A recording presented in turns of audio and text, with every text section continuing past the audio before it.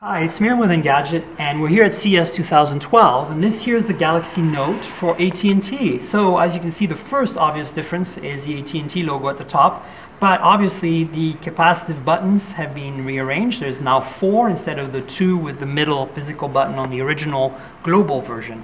Menu, home, back, and search.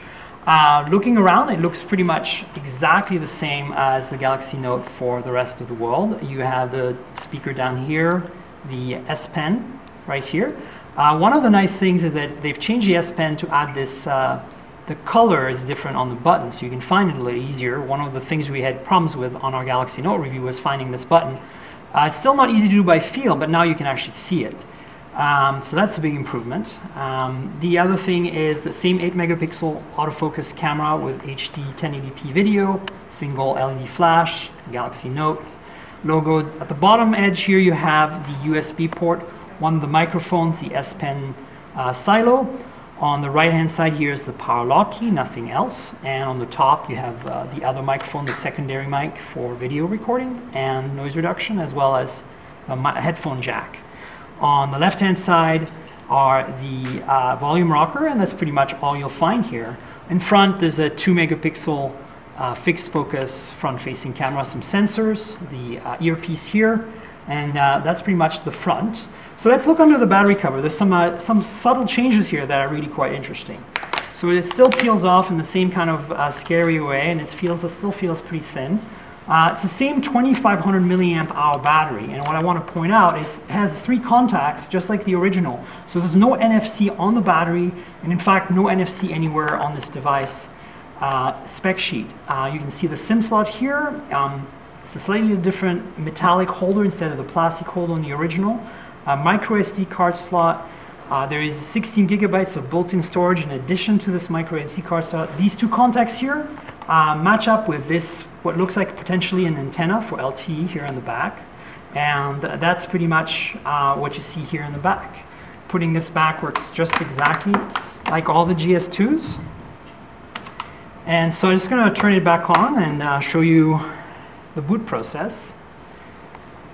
Then, well, maybe while it's booting, I can compare it to some known devices. This here is the Galaxy S2 for the global market.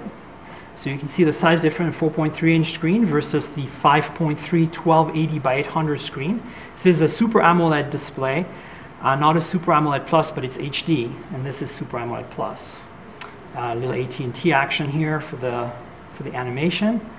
Another phone I compare it to that customers at AT&T will really be excited to see is the Samsung Skyrocket, which is a Galaxy S2 phone with LTE as well.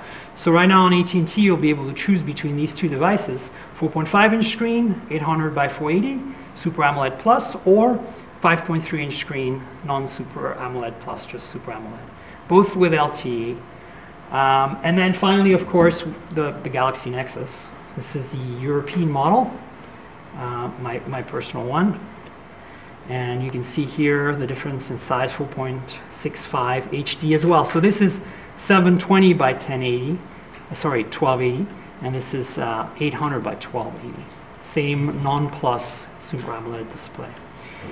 So that basically is it, the Galaxy Note for AT&T. There is no pricing and availability at this point yet. Just to show you one last thing, the software versions, it is running, we believe, 2.3.6. Where is it? Right here. Android version is 2.3.6, so it's still running Gingerbread. There's also no word on when this will get updated to Ice Cream Sandwich, but we expect it will happen since the global model will eventually get it too.